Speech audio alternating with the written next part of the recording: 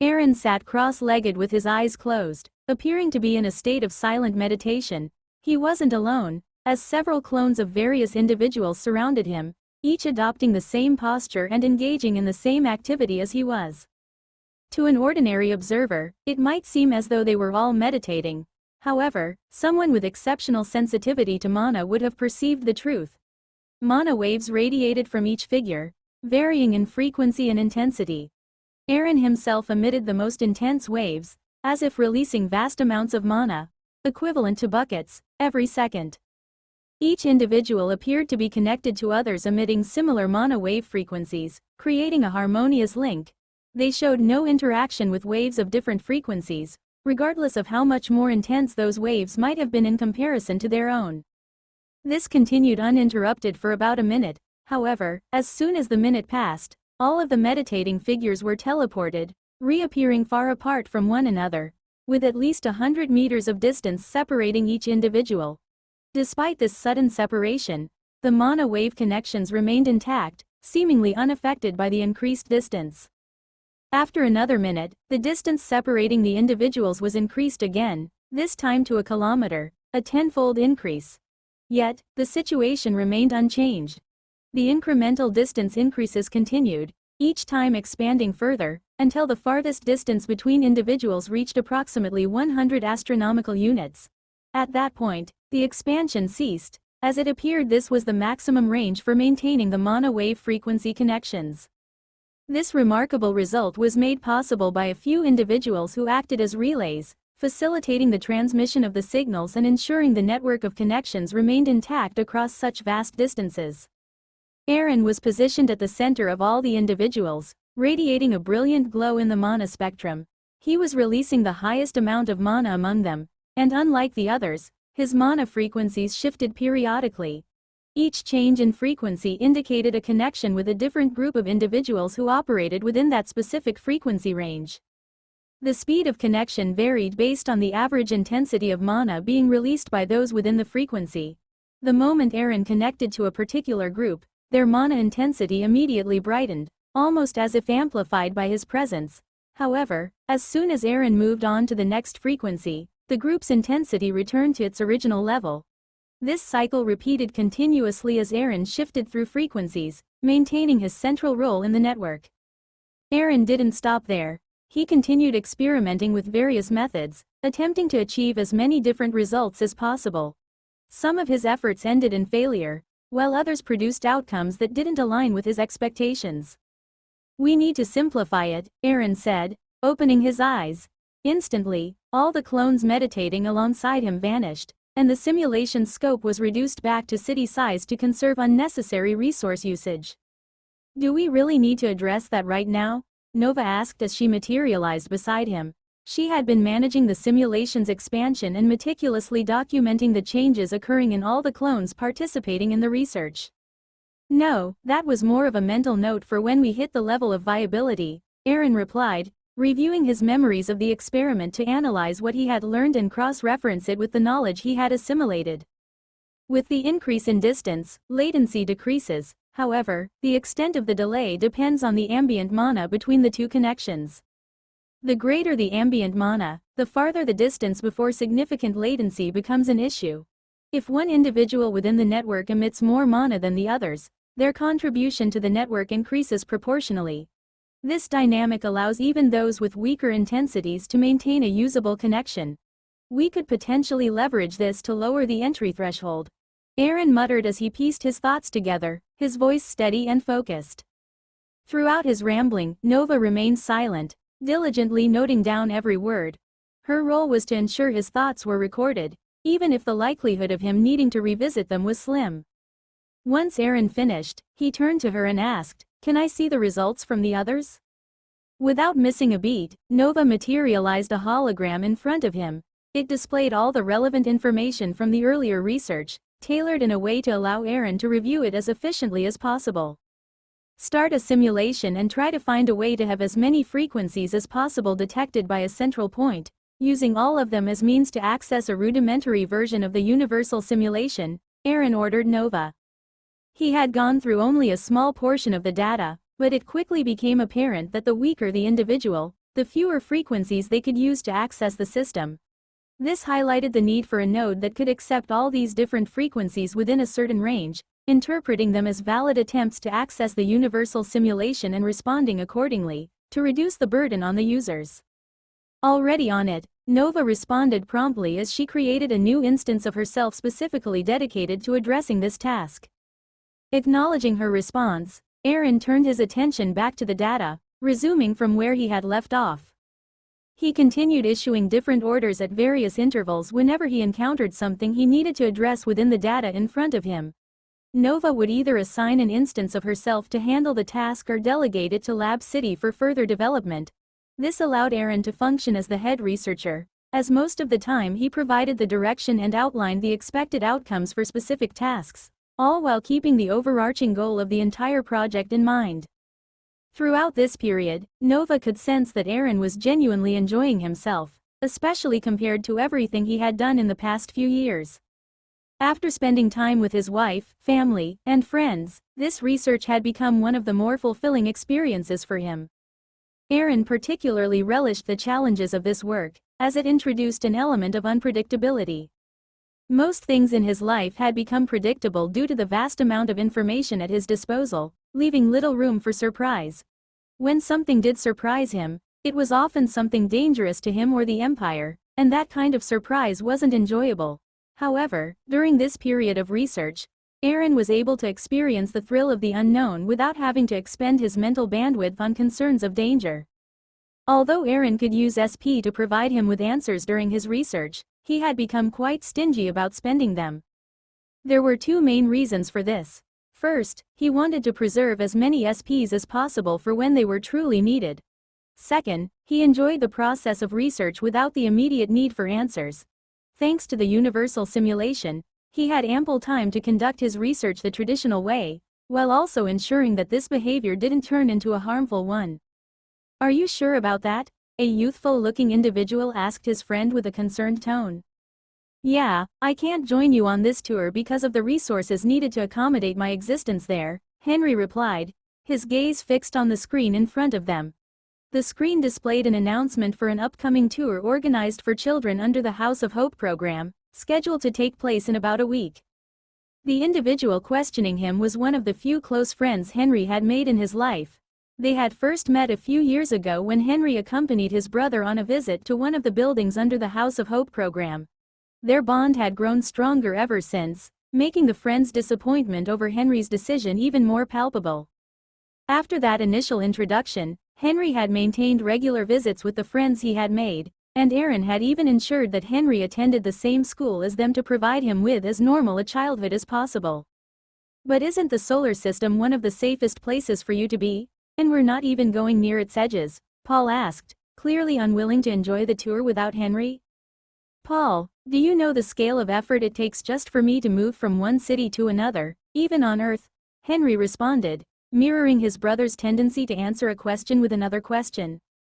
"I think, at least a few bodyguards, though I've never actually seen any," Paul replied, racking his brain to recall if he had ever noticed security personnel other than the driver accompanying Henry during the countless times they'd hung out together with their other friends.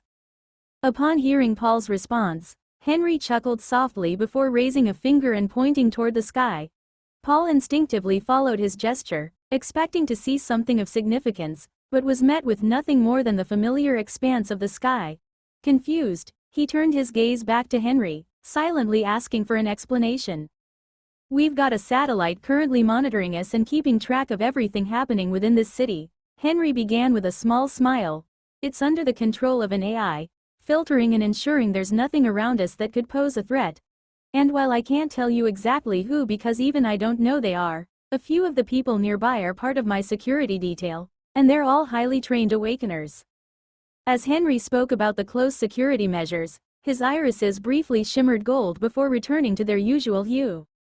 "Every security force in this city is on high alert, ready to respond the moment the monitoring system detects anything unusual. And this," he said, lifting his wrist to show a sleek device resembling a watch, "is a personal shield. It activates instantly if there's a perceived danger to my life and can withstand heavy attacks long enough for the close security team to intervene and neutralize the threat."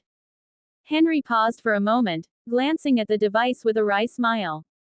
And that's just the security I've managed to uncover by going through the financial records tied to me. I'd bet good money it's not even 10% of the measures my brother has in place. Honestly, I wouldn't even be surprised if there are stealth ships shadowing me wherever I go. Paul, now fully grasping the sheer scale of the security measures surrounding his friend, felt a chill run down his spine. Goosebumps spread across his skin as he replayed in his mind all the foolish escapades he and their friend group had engaged in over the years.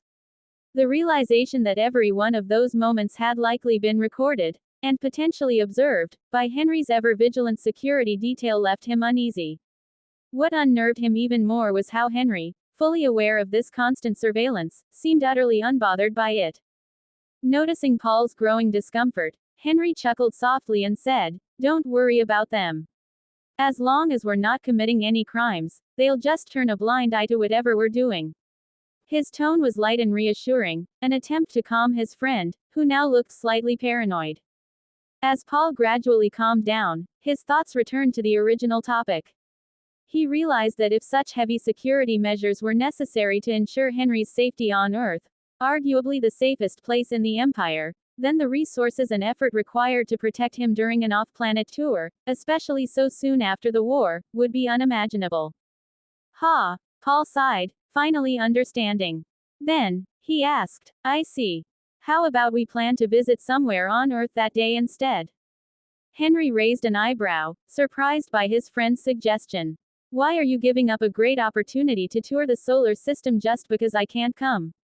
he asked, genuinely puzzled. Paul shrugged and replied, "We can explore the solar system when you're able to join us. Until then, how about we stick to Earth and make the most of it?"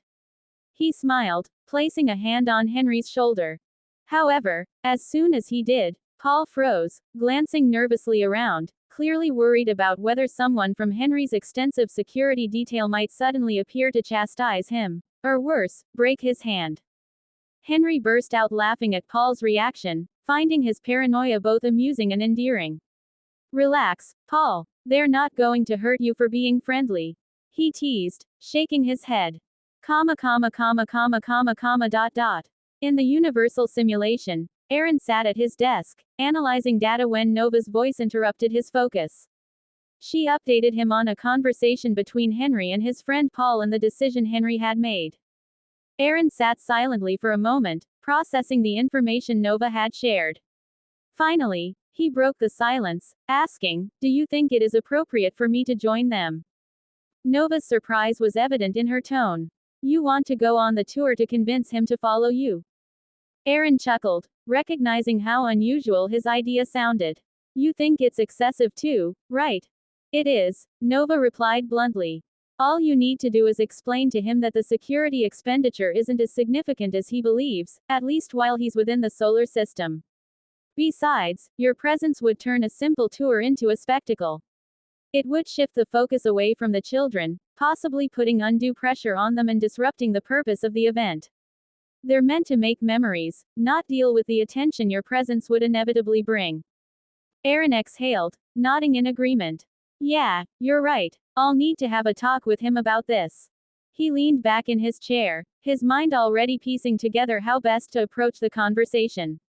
While technically not wiretapping, the idea of an AI monitoring and flagging private conversations for his attention was a sensitive matter.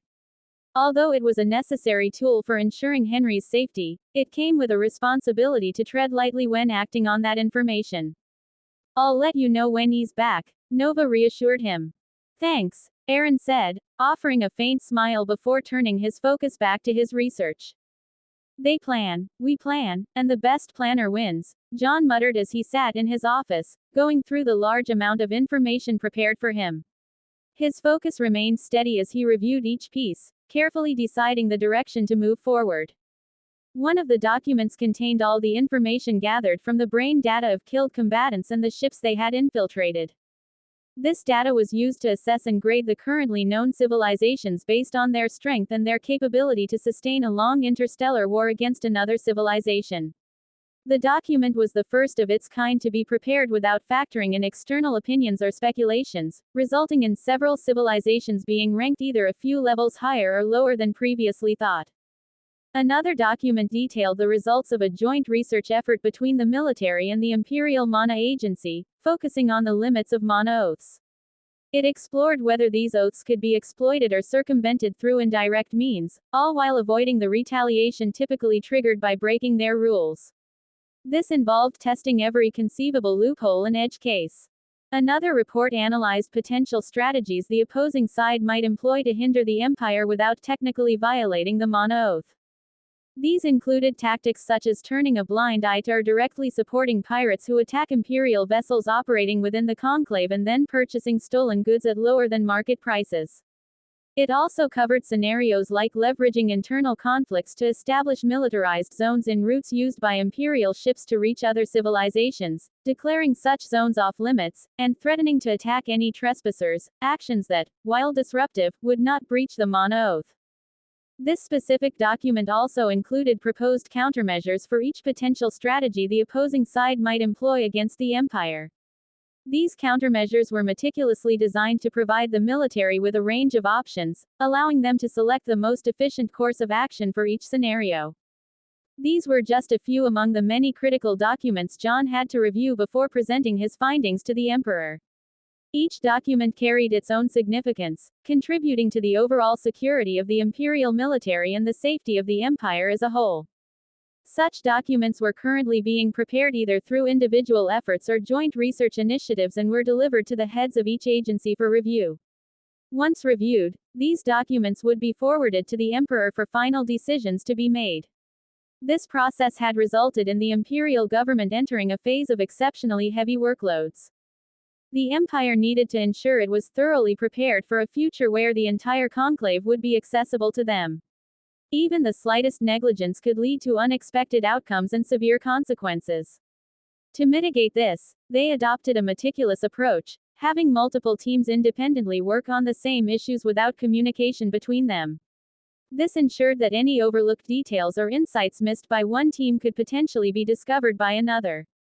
How is the progress on reverse engineering the captured mecha?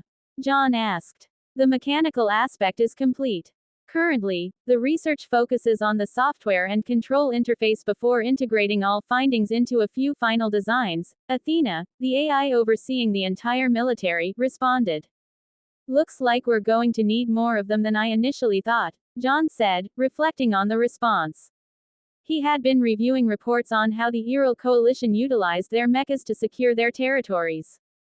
The psychological impact of mechas on pirates was proving to be significantly higher than that of conventional military ships. Yes, our initial expectations are diverging quite a bit from the actual reality now that we've finished combing through the collected data and organizing it, Athena replied. Despite that, we are still heavily limited in information. It looks like it's going to take a very long time and constant updates before we have as clear a picture as we want, John remarked, realizing the document they currently had was still extremely opaque regarding the full workings of the Astral Conclave. Most of the intelligence had been collected from low-ranking soldiers who lacked insight into the deeper mechanics of the Conclave. This gap, however, was going to be Nyx's domain, a task she seemed to be preparing for with great enthusiasm. Finally, an area where the Empire didn't hold complete informational superiority was presenting itself, giving her the opportunity to operate under the imperial military doctrine and gather intelligence as efficiently as possible. We take what we have and use it to the maximum of its potential. We can't always wait for full and perfect information before acting. By then, everything would have already happened, Athena responded. But aren't we being too conservative in our planning of countermeasures? John asked, noticing that none of the plans suggested any proactive moves by the Empire. Nearly all of them positioned the Empire in a reactive stance. The Emperor specifically asked that active strategies not be included for now. It seems he is working on something independently, and once his plan is finalized, any active measures will be integrated alongside it, Athena explained.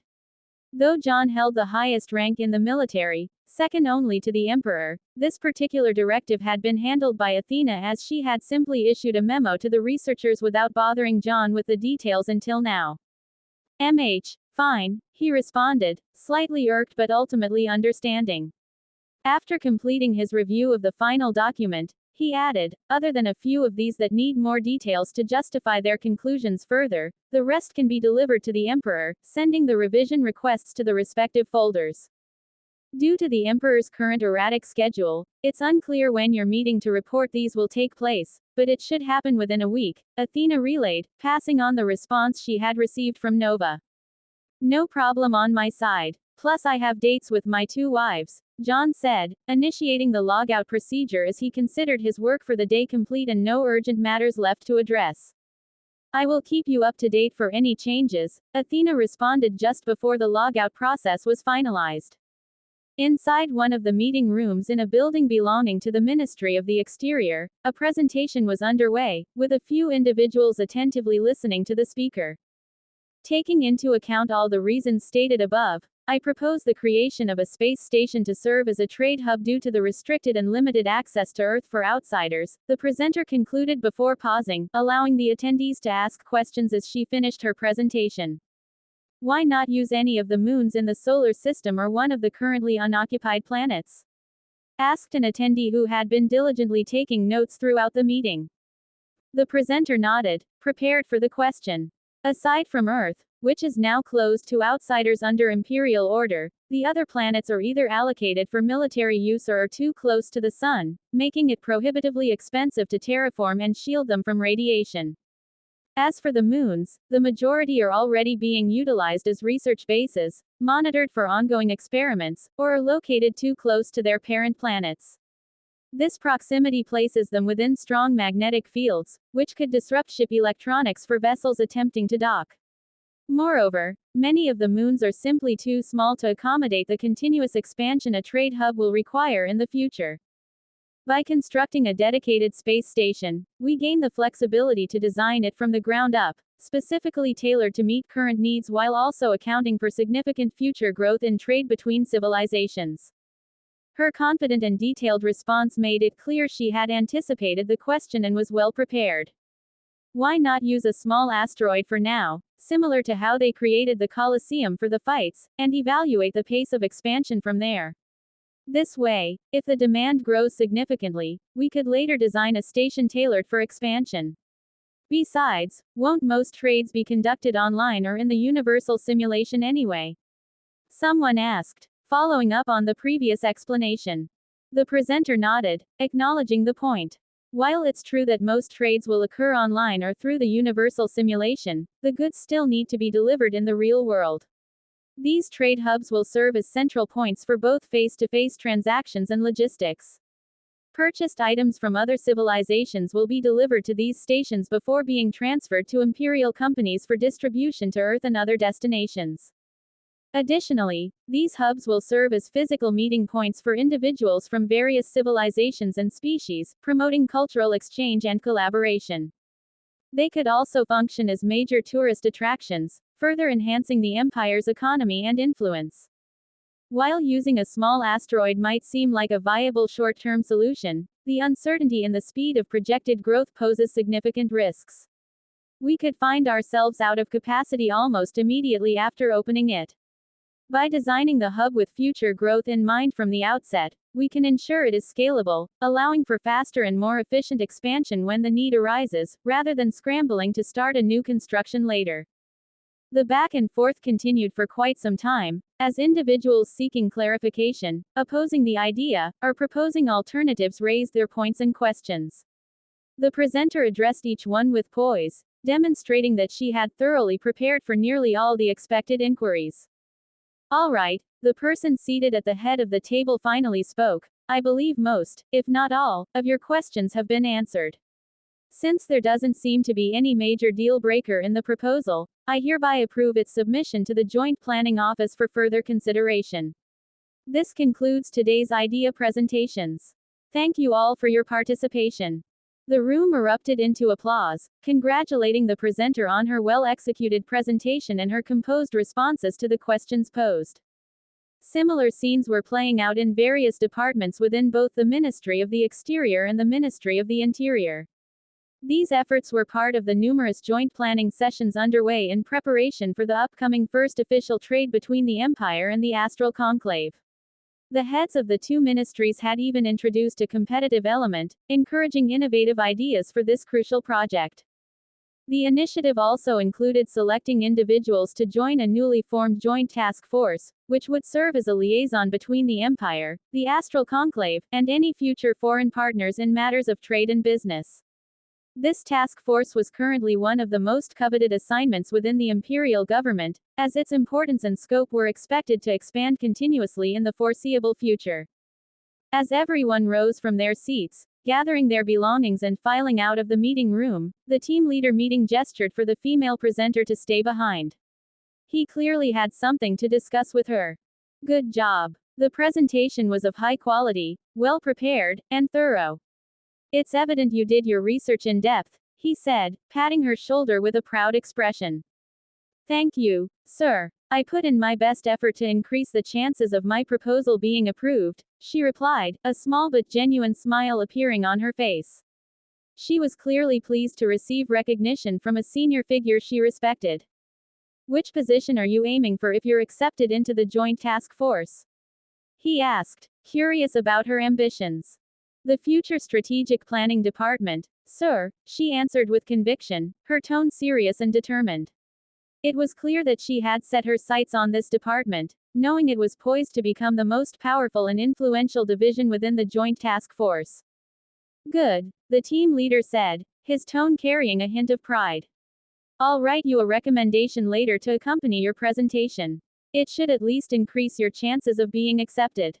Thank you, sir, she replied sincerely, visibly grateful. She then followed the team leader as they both exited the meeting room. Moments after the room was empty, the lights automatically dimmed. The AI monitoring the meeting, having recorded everything that transpired, began compiling an exceptionally detailed report.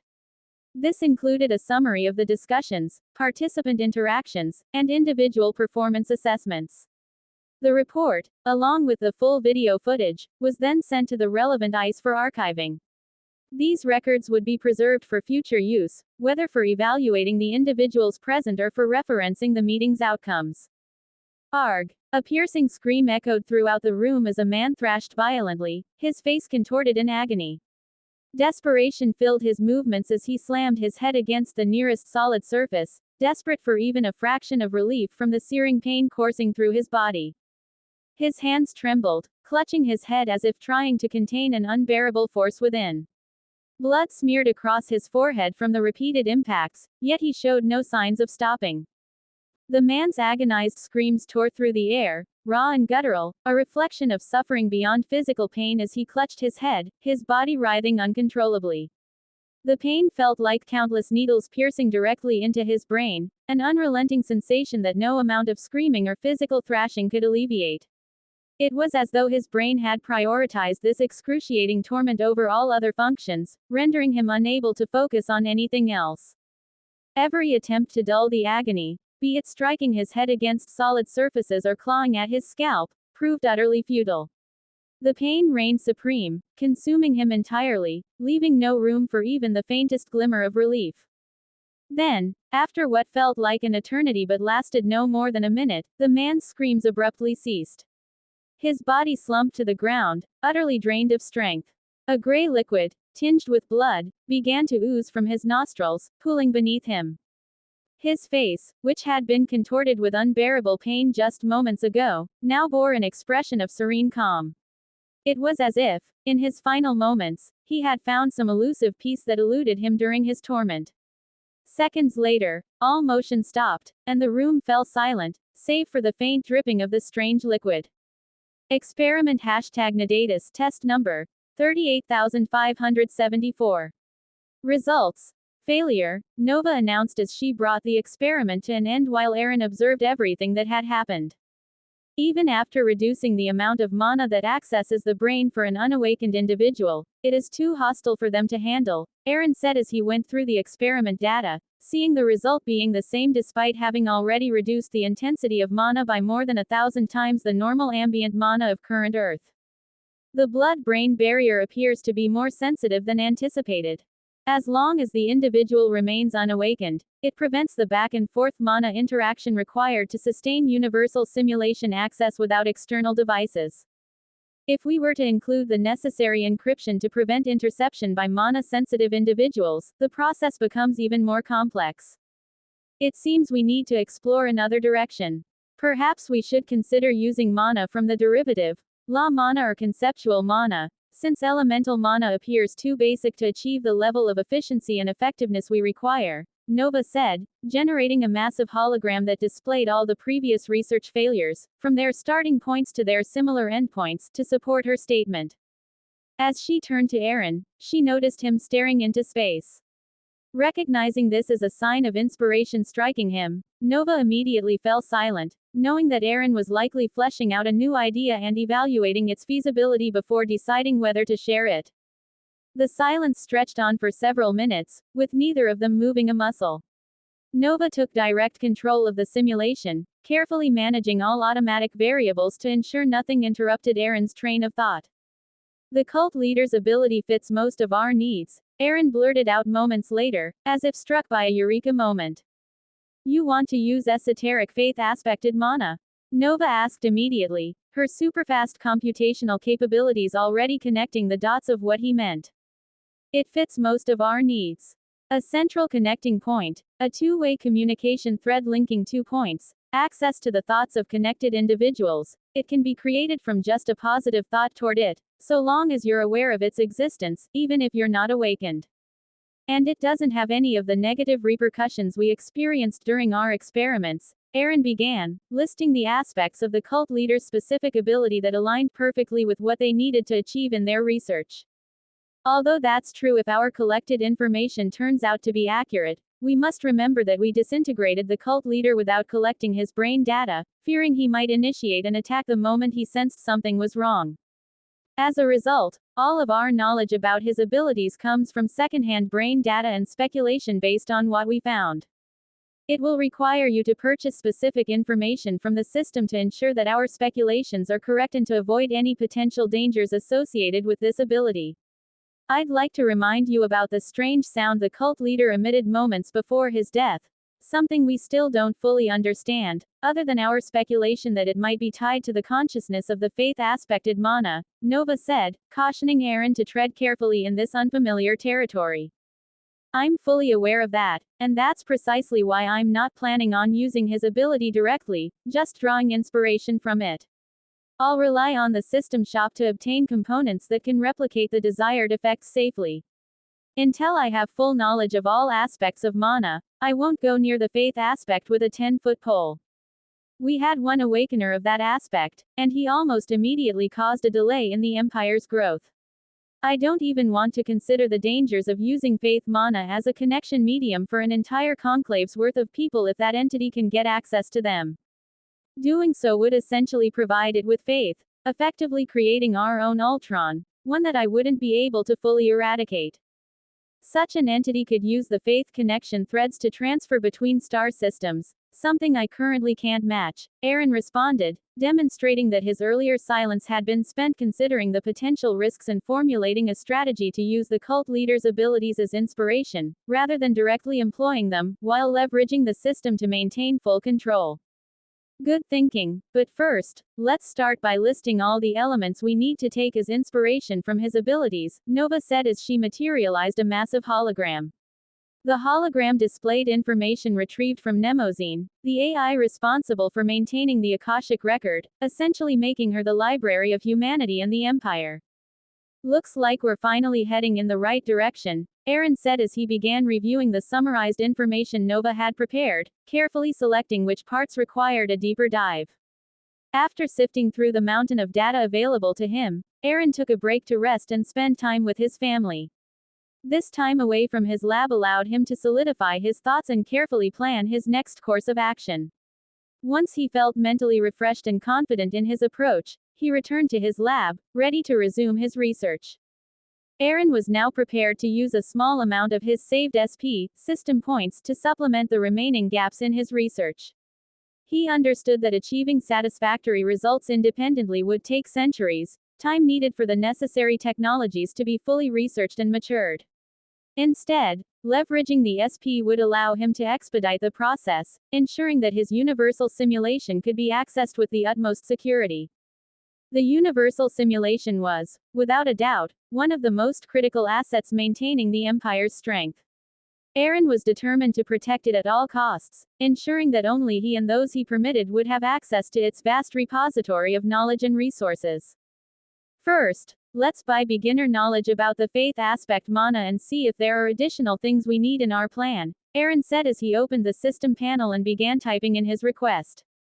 The system immediately displayed a list of options available to him, each with varying levels of detail and cost. Without wasting time deliberating, Aaron chose the cheapest option that fit his immediate needs. Moments later, he approved the assimilation process from the system, leaning back slightly as he prepared for the flood of new information to integrate seamlessly into his consciousness. It was a smart move to not even think of touching the faith aspect mana, Nova remarked after she finished analyzing the newly assimilated knowledge. She had accessed Aaron's updated brain data, making her fully aware of the intricacies of faith mana, even at a basic level. Quote. Aaron remained silent in response, his expression unreadable. Despite only acquiring the beginner-level understanding of faith mana, it was enough to send chills down his spine. He almost fucked all of us, Aaron finally said after a long pause. His voice carried an undertone of lingering fear, as the weight of what the Empire had narrowly avoided began to sink in. That is an understatement, sir, Nova replied flatly. With just the beginner-level understanding of faith mana, Aaron now grasped a disturbing truth. Unlike Lifu, who was essentially the sole controller and embodiment of life mana, faith mana was entirely different. It lacked a single consciousness or centralized controller. Faith was inherently fragmented, varying across every individual in the universe. This meant that many powerful beings, each with their own unique inclinations, could tap into and manipulate faith mana to a certain degree for their own purposes. This revelation caused Aaron and Nova to quickly piece together a troubling realization. The strange, incomprehensible words uttered by Rick Ashley before and during his death were likely tied to another entity, or entities, who used faith mana. These entities seemed to exploit faith connection threads as conduits for gathering energy and using it as fuel to carry out their own desires, potentially bypassing the limits of their physical forms entirely. However, since this knowledge was still at the beginner level, it lacked a complete explanation of who these entities were or how they tapped into faith mana. Many aspects remained open-ended, limiting how much could be extrapolated from it. Despite these gaps, it was enough for Aaron to make a firm decision. Have Mnemosyne update her operative directories and ensure she filters every brain data file for any anomalies similar to those found in individuals connected to Rick Ashley, he instructed Nova in a grave tone. She should start by re-vetting all current users and apply the same protocol to all future new entrants from other civilizations who log into the universal simulation as part of the initial onboarding process. Make sure she notifies me immediately if she discovers anything similar or even remotely close to that pattern. Send her the knowledge we've gained about faith mana so far, so she can factor it into her actions. With the looming threat posed by this unknown force, Aaron's priorities had shifted drastically. What began as an effort to consolidate control over the astral conclave to minimize variables now transformed into a critical mission, one he knew he had to accomplish at any cost. From the knowledge he had just acquired, Aaron now had undeniable proof of what he had long feared, the unknown unknowns. These entities not only existed but were likely stronger than him, wielding abilities he had never encountered before. This realization made one thing painfully clear: he needed to act decisively to awaken the system's consciousness. At this moment, he likened himself to a child holding a vast knowledge vault. His limited understanding allowed him to search only for what he already knew existed, leaving countless unknown possibilities beyond his reach. Awakening the system's consciousness was his best hope of gaining a guide, one capable of helping him navigate these treacherous waters and ensuring he was no longer caught off guard. If he succeeded in awakening the system's consciousness, he hoped it would act as a guide, helping him navigate the vast unknown and avoid being blindsided by entities like the one connected to Rick Ashley. Aaron was certain that even more dangerous forces existed, ones he couldn't even begin to search for because he didn't know where to look or what questions to ask. This sense of vulnerability fueled his determination. Now, more than ever, his path was clear.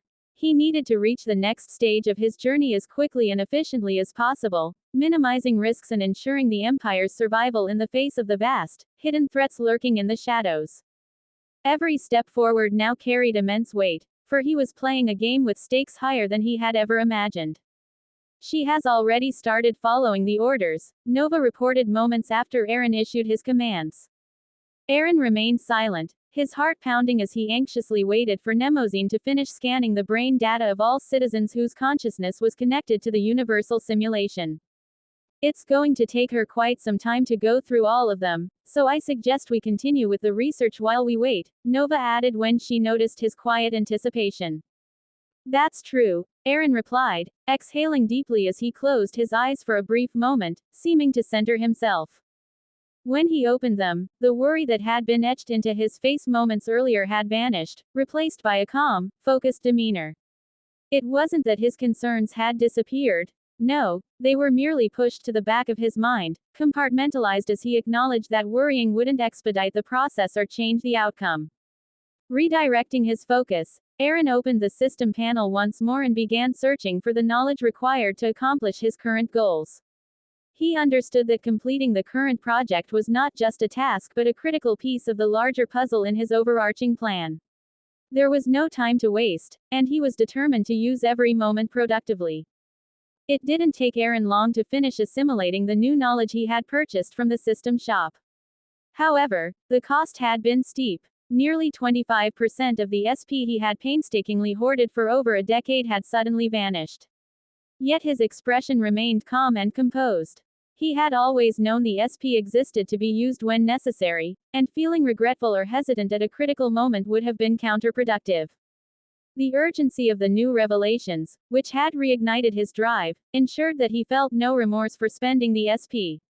In fact, he was confident that the knowledge he had acquired was sufficient to solve the remaining obstacles in his research. With everything he now possessed, Aaron was sure that unless unforeseen issues arose, he would have a functional production-ready product within the next few weeks. Motivated and focused, he was ready to move forward, knowing the path ahead was clearer than ever. Let's start getting to work, Aaron said after recollecting his thoughts. He had already used the newly assimilated knowledge to chart a clear path for creating prototypes from each piece of information he had acquired. The task ahead was delicate. He needed to fine-tune each of the technologies meticulously to ensure they operated on the same level of sophistication. If one was too advanced while another lagged behind, it could create an exploitable weakness, jeopardizing the entire project. Are we starting with towers, sir? Nova asked, having already integrated the newly acquired knowledge into the lab city's shared database. With her abilities, she could easily anticipate the direction Aaron would likely take. Yes, Aaron replied, although having something like a faith thread would have been ideal, it's out of reach for now. Buying a similar technology at that level is impossible with my current SP reserves. So, we'll have to make do with signal towers for the initial phase. They should allow even ordinary people to access the system, provided they receive the necessary assistance for the initial connection. As he spoke, Aaron began inputting detailed instructions into a system panel, outlining exactly what he needed to be created and how. The atomic printer, with its ability to ensure near maximal production efficiency regardless of complexity, allowed him to bypass the usual manufacturing calculations. This meant he could focus entirely on designing the most optimal system without being burdened by logistical and means of production constraints. Nova silently observed as the process began, her algorithms already running simulations based on his input to anticipate potential bottlenecks and ensure a smooth implementation. The plan was taking shape, and both of them were ready to see it through.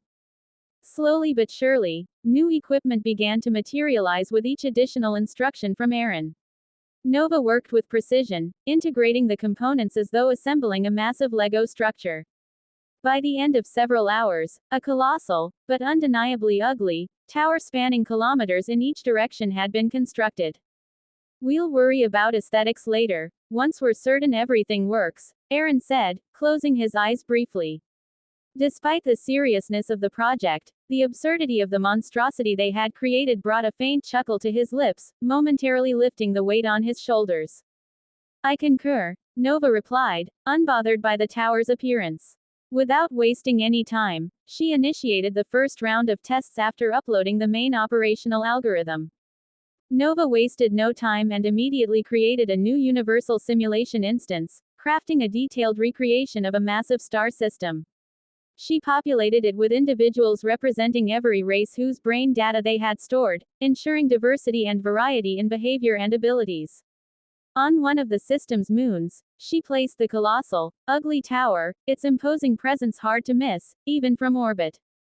To make the test comprehensive, she seeded select individuals within the simulation with varying levels of knowledge about how to access the tower's systems. Some had only the bare basics, while others possessed advanced understanding. A significant portion of the population, however, had no knowledge at all, particularly those who were manaless and incapable of accessing mana without assistance. She then stepped back and began observing, letting the simulation unfold naturally. The test served multiple purposes. To evaluate how effectively the tower's components function together in a live scenario, to analyze how knowledge of the tower's purpose and capabilities spread among the population, especially between those with access to mana and those without, and to assess adaptability by observing whether individuals would innovate or create other ways to access the system. As both she and Aaron monitored the unfolding tests, Nova broke the silence. So, how do you plan to spread these towers, and how are you going to convince the leaders of each civilization to allow them into the most intimate parts of their societies? Aaron, deep in thought, responded, I'm still refining my plan, but the foundation is a Trojan horse strategy. I want to ensure they willingly bring these towers into the very heart of their civilizations. He paused, his tone measured, showing the plan was not fully complete. Nova chuckled softly, her amusement clear. If they discover the truth, they'll do everything in their power to remove the towers from their physical universe. Aaron smirked, emphasizing the word, if. He continued with calm confidence, as for spreading the towers across the astral conclave, I'll start with the leaders of each civilization. But if convincing them proves too challenging, there's always the option of targeting other organizations. I could incentivize them by offering a share of the earnings generated by any tower they help spread. For as long as they protect the tower from harm, they'd receive a small percentage of its revenue. Greed is a powerful motivator. Now that's a good incentive, Nova commented. Being one of the few people with access to that knowledge, she knew just how profitable the universal simulation was for the government, even when there were only 2 star systems currently in it. It was clear that any family or organization that took on the responsibility of placing and protecting the towers would become incredibly wealthy without needing to do much beyond that. Exactly, Aaron replied. But this will only come into play if the leaders of the civilizations choose not to take on the task of spreading and protecting the towers themselves. Having the towers under government protection ensures their security far more than under the control of an organization. While placing them under an organization would allow them to focus entirely on safeguarding the towers, it also opens the door for sabotage. Rival organizations would stop at nothing to take the towers down and try to replace them in order to put a new one and claim the share of the profits. Aaron paused, his expression growing more serious. Punishing any organization that sabotages or attacks another's tower, things like banning them from the universal simulation for life, would be the most effective way to deter such actions in the long term. But during the early years, before the full scale and importance of the technology is understood, such punishments will only be a weak deterrent. Even with all the overestimations, they won't fully grasp just how significant these towers are until they see how important access to the universal simulation becomes for unimpeded life in the conclave. For the next 5 months of VR time, Aaron dedicated himself to an intensive cycle of designing, building, and testing the tower. Each iteration was subjected to rigorous scrutiny, with problems identified and resolved as they arose. He continually adjusted the testing environments, introduced unforeseen challenges, and attempted to breach the system from various angles to ensure its resilience. Aaron left no stone unturned, determined to account for every possible scenario. We can now say that it has passed level 1 security and is ready for rollout, Nova finally announced, bringing the final test instance to a close. Good, Aaron replied, exhaling a sigh of relief. Send the data to Lab City and have them work on refining it further. While he was relieved to have completed this critical phase of his plan, the lingering knowledge of the existence of beings far more dangerous than he had previously imagined tempered his satisfaction. The safety of the Empire and its citizens had remained as a lingering thought on his mind. I suggest you take some time to rest and recharge, and allow me to focus on decrypting any of the encrypted files we have, Nova advised. She had noticed the toll that months of unbroken focus, even within the accelerated timeline of VR, had taken on Aaron. Yeah, I'll take a break for a while, Aaron agreed, initiating the logout process. His voice carried a rare note of exhaustion, though his resolve remained unshaken. After Aaron logged out, Nova promptly wrapped up her tasks, finalized the data collection, and terminated the VR instance. What's on your mind, princess? Asked the Zorvak, his voice calm yet curious. His scheduled shift had brought him here, pulling him away from the intense closed-door training session he had been fully immersed in just moments ago. Serafina, seated near the edge of the hovering city within the universal simulation, allowed herself a rare moment of reflection.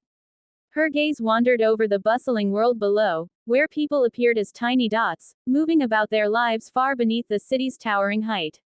The sight, both humbling and overwhelming, framed her response. I'm trying to understand the Empire, she admitted, her tone laced with frustration and wonder. Even with the assimilation of cultural and contextual knowledge about its workings, about humans, it's proving to be more challenging than I anticipated. Her eyes lingered on the streets below, where individuals of countless backgrounds carried on with their routines, seemingly oblivious to the larger mechanisms governing their lives. The vastness of it all, coupled with the complexity of human behavior, seemed to weigh on her thoughts. Please enlighten me, the Zorvak assistant said, his tone respectful yet tinged with confusion. He couldn't quite grasp what Serafina was trying to convey, a pattern that had become almost routine for those tasked with watching over her since her assimilation with human culture and contextual knowledge. It's the disconnection, Serafina began, her gaze still fixed on the bustling ground below. The mismatch between the relatively small size of the Empire and the sheer power it wields. And then there's the speed, how rapidly they reach this level of dominance. It feels like an anomaly, she explained, her thoughts drifting back to the imperial history she had studied. At first, she suspected the humans of fabricating their records, but the evidence presented had been too overwhelming to dismiss. Perhaps they haven't expanded further because the current empire has no immediate need, her loyal aide offered thoughtfully. They might only choose to expand when their existing resources no longer suffice. And considering they reside in a star system brimming with mana stones, more than enough to fuel their advancements, any other system might seem barren and unattractive by comparison. Although that might be how it appears, I believe the opposite, Serafina replied, her tone steady but with an air of finality that hinted she wouldn't elaborate further. Her thoughts drifted to her private meetings with Aaron, where he had revealed a vision so profound she wouldn't dare speak of it, not even to her most trusted subordinates who had accompanied her. Those meetings, coupled with her assimilation of human knowledge and her observations over time, had led her to an unsettling yet intriguing conclusion. Humans were, almost universally, driven by greed. But their greed wasn't singular, it took on countless forms. Some craved wealth, others pursued happiness, longevity, beauty, or power. Yet, in her eyes, the emperor stood apart. His greed was the most extraordinary of all, his desire was for peace. And he was willing to walk any path, no matter how treacherous, to make it a reality. To Serafina, this made him the most fascinating being she had ever encountered.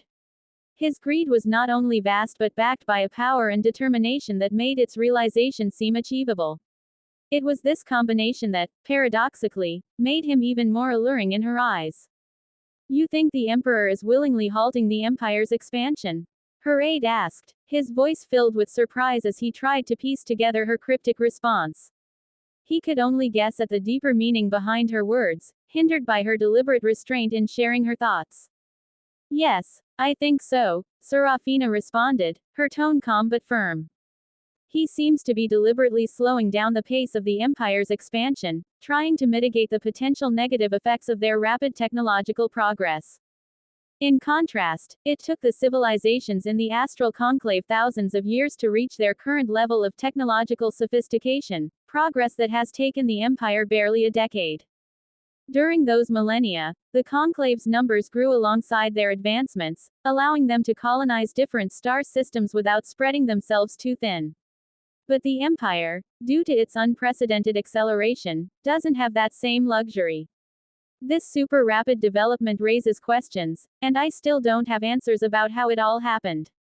She paused for a moment, her gaze distant as she reflected on Aaron's broader aspirations. That's also why I'm so curious about how he plans to achieve his dream of peace, of the calm he desires, she thought to herself, the weight of his ambitions and the complexities they entailed lingering in her mind. The aide nodded thoughtfully, finally piecing together the reasoning behind the Empire's apparent restraint. It's a smart move on his part, he admitted.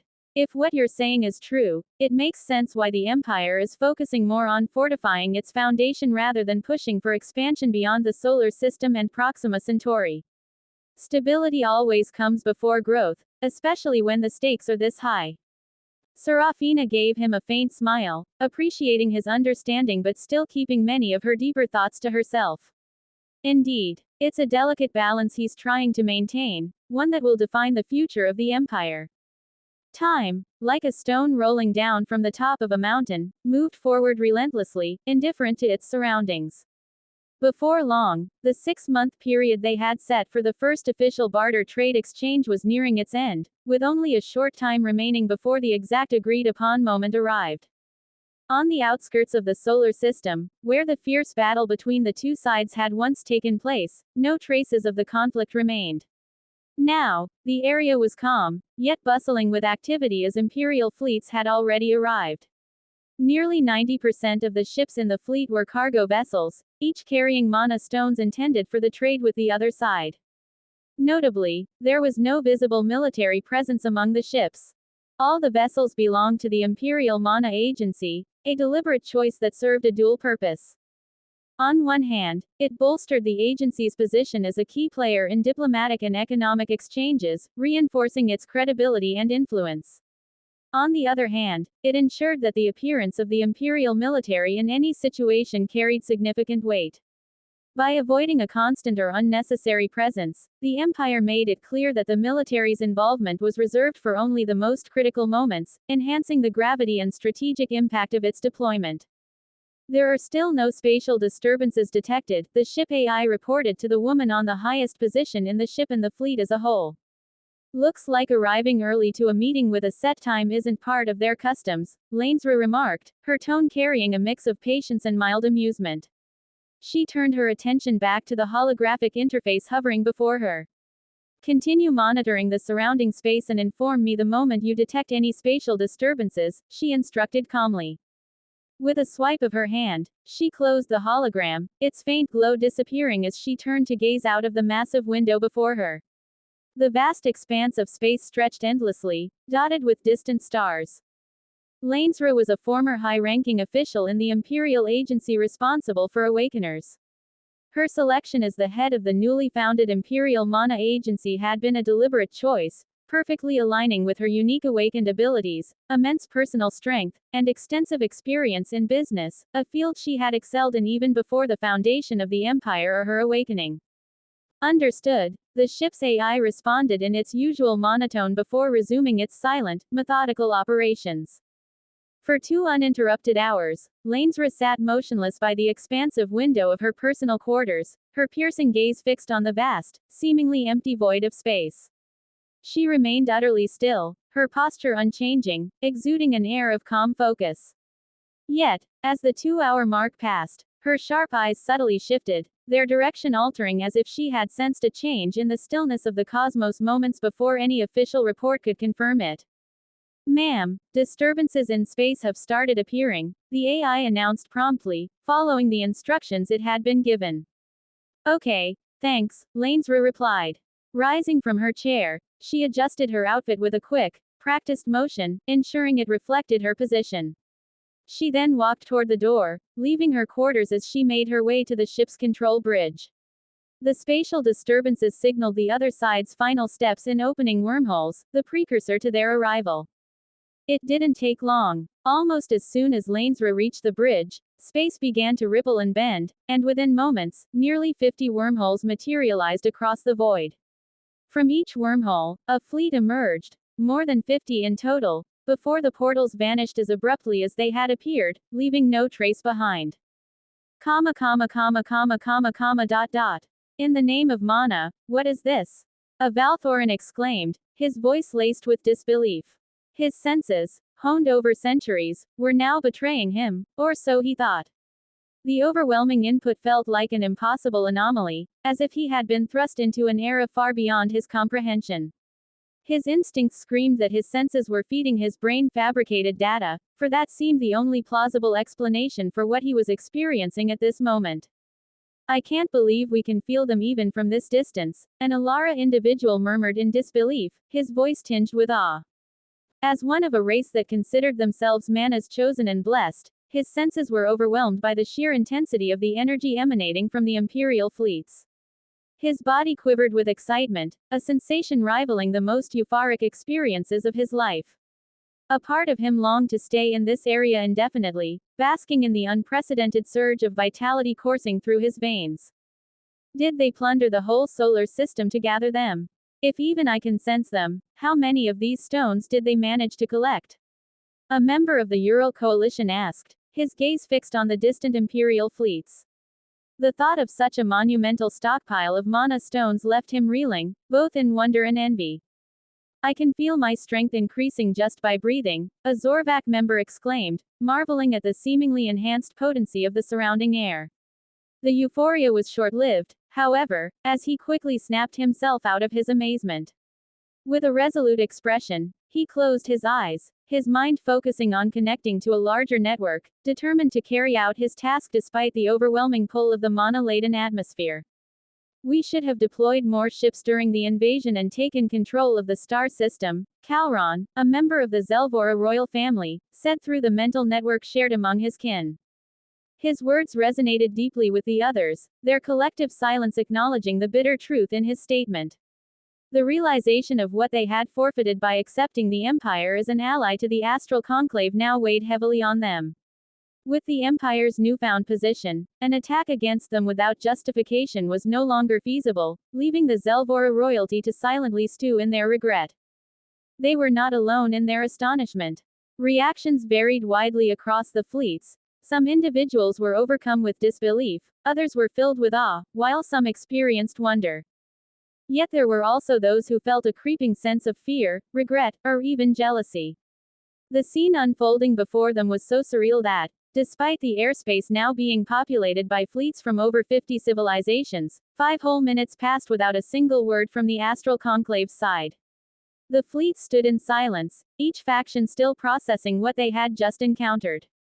It was then that Lanesra's voice cut through the silence, sharp and steady. Hello, I'm Lanesra, the head of the Imperial Mana Agency. Is there a problem on your side?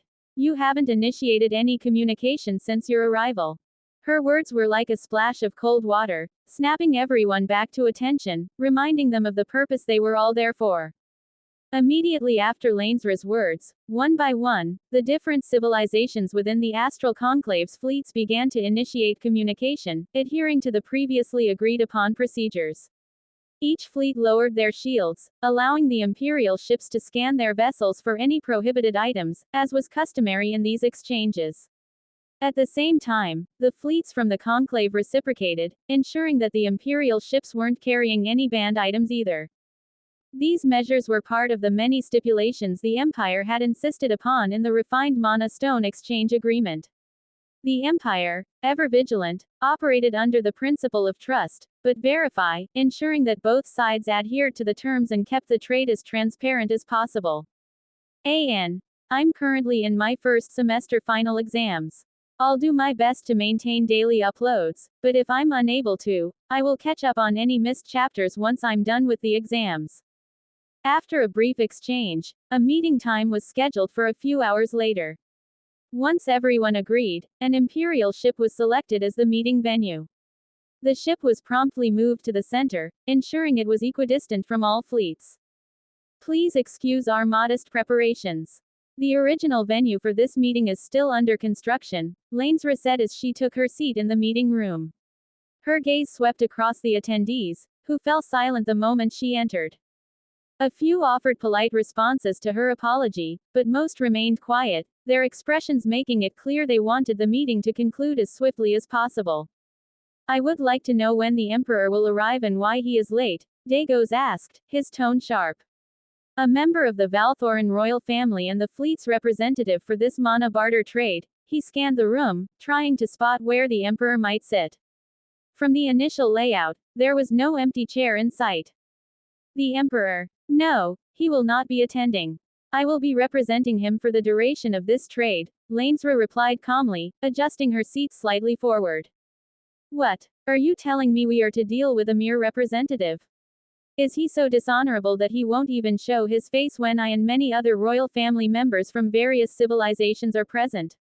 Dagos's voice betrayed his growing anger. The section of the table in front of him rattled under the force of his frustration, causing the utensils on it to clatter noisily. Quote. The room fell silent as everyone observed the tense exchange. No one made any move to interfere. Some refrained because their civilizations were weaker than the Valthorans, unwilling to risk drawing their ire. Others, who shared Dagos's sentiment, waited to see how Lanesra would respond. Meanwhile, representatives from stronger civilizations than the Valthorans remained indifferent, simply watching the scene unfold. Why should the Emperor be present at a meeting about trade? Lanesra asked, her tone now devoid of any of the earlier pleasantness she had maintained. You, like every other member here, are not the leader of your civilization but a representative. Why should the Emperor abandon his official duties to attend this meeting when his response is equally valid through the representative he has chosen? Do you expect him to come and pander to you every time you come to pick up mana stones? She added, her voice tight as she struggled to keep her composure. From this brief exchange, and the reactions around her, she had quickly concluded that it was common for leaders of weaker civilizations to meet with the representatives of stronger ones. The way the Valthoran representative spoke made it clear that they believed the Empire was weaker and expected the same treatment they were used to in the Astral Conclave. What? Just because you defeated some of our representatives and held us off for a short time, you think your Emperor deserves? Dagos began, his anger flaring as he slammed his fist onto the table. His voice boomed, the sound of it shaking the room as he felt his honor was being challenged by her response. It seemed they had concluded that they could have defeated the Empire had they come fully prepared, rather than the rushed response they gave under short notice after signing the Mana Oath.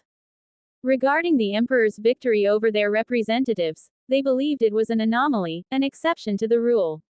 They reasoned that many of the fighters who had represented them in that fight weren't the strongest individuals across each of the civilizations in the conclave, but simply the strongest available at the time. Though rare, they had encountered outliers from their civilizations in the conclave, and they were now treating the Emperor as one of those anomalies.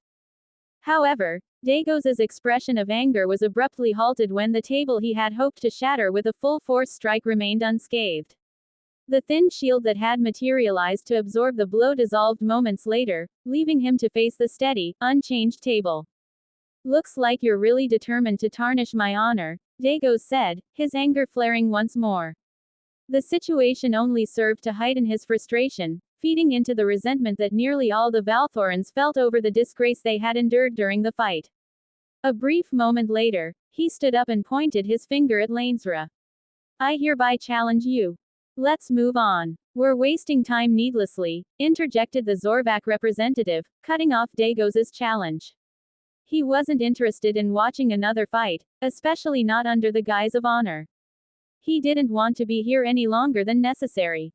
While he was intrigued by the mana stones, they would ultimately be handed over to the Grand Zorvak for his decision on how they would be used and distributed, leaving little benefit for him. You! Dagos shouted, glaring at the seemingly disinterested Zorvak representative. However, that was as far as he went, reluctantly sitting back down in his chair. He didn't have the courage to challenge the Zorvak, fully aware that he would be defeated in such a confrontation.